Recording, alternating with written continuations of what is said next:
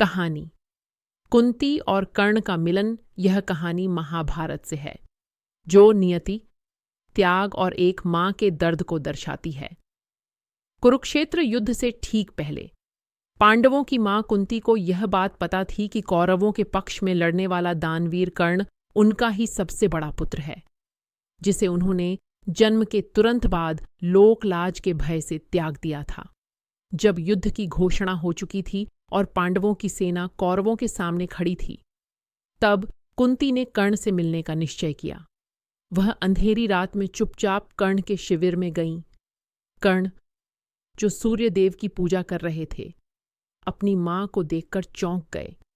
कुंती ने अपने आंसुओं को रोकते हुए कर्ण को अपनी पूरी कहानी बताई कि कैसे उन्होंने उसे जन्म दिया और कैसे उसे त्यागना पड़ा।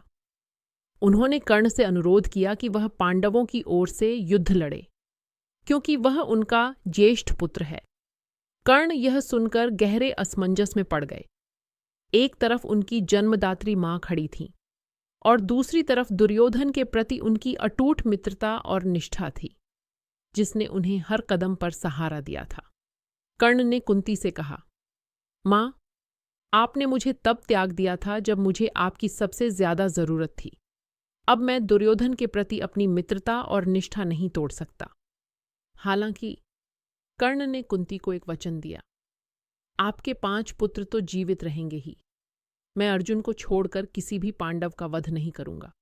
युद्ध के अंत में आपके 5 पुत्र ही बचे रहेंगे। कुंती भारी मन से लौट आई। यह मिलन कर्ण के जीवन की सबसे बड़ी त्रासदी में से एक था, जिसने उसकी नियति को और जटिल बना दिया। यह कहानी संबंधों की जटिलता, नियति की क्रूरता और एक मां के हृदय के दर्द को दर्शाती है।